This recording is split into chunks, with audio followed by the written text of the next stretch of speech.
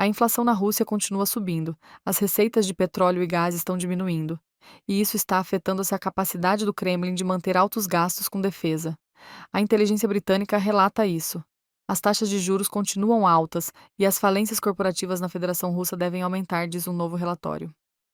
A escassez de mão de obra, aliada aos altos gastos do governo, quase certamente significa que a inflação permanecerá acima da meta de 4% do Banco Central Russo até 2025. A inflação de longo prazo aumentará a pressão sobre a capacidade da Rússia de manter altos gastos com defesa. Do relatório do Ministério da Defesa do Reino Unido, na rede social X, Os gastos orçamentários russos aumentaram 83% em abril. A Rússia está gastando suas reservas anticrise para financiar a guerra na Ucrânia. As taxas de juros de 21% estão no nível mais alto em 20 anos, abaixo da taxa pré-guerra de 8,5% em janeiro de 2022.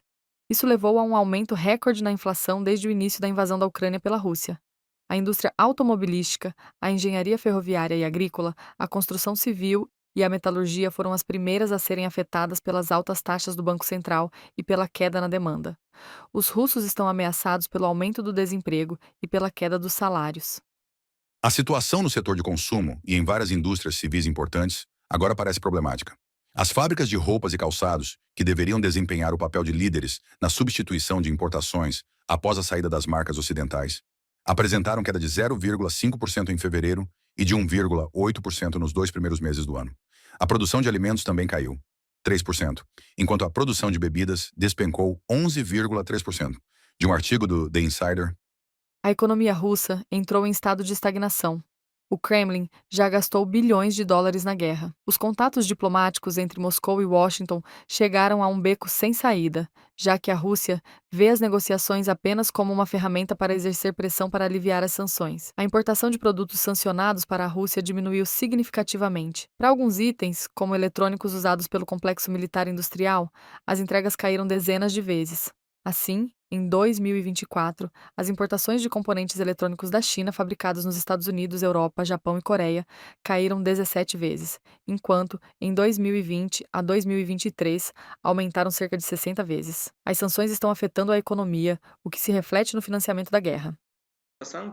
Putin, não importa o quanto ele negue as sanções, e seus capangas digam que não estão preocupados com isso os preocupa muito.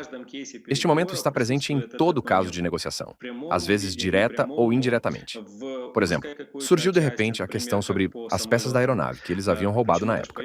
Os Estados Unidos, a União Europeia e outros países proibiram o fornecimento de peças de reposição e novas aeronaves para a Rússia. A Boeing e a Airbus pararam de fornecer suporte técnico. Ao longo de um ano, as companhias aéreas russas perderam quase 60 aeronaves devido a problemas com peças de reposição e reparos. Isto foi afirmado pelo chefe da Rosaviatsia, Dmitry Yadrov. Segundo ele, alguns aviões foram perdidos após acidentes, enquanto outros foram perdidos porque não puderam ser reparados. Antes do início da temporada turística, a Rússia simplesmente não tem aviões. Segundo a Rosaviatsia, 1.138 aeronaves e 920 helicópteros permanecem em operação no momento.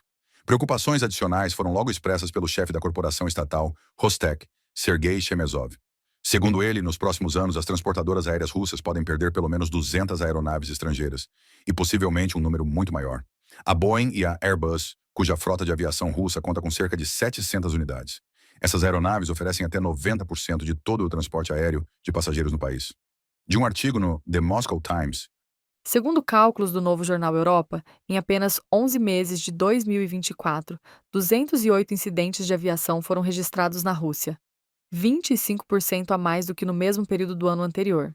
Em quase um em cada dois casos, a causa foi falha do motor ou mau funcionamento do chassi.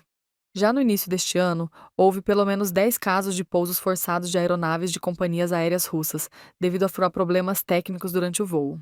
Victoria Smirnova, para o canal Freedom.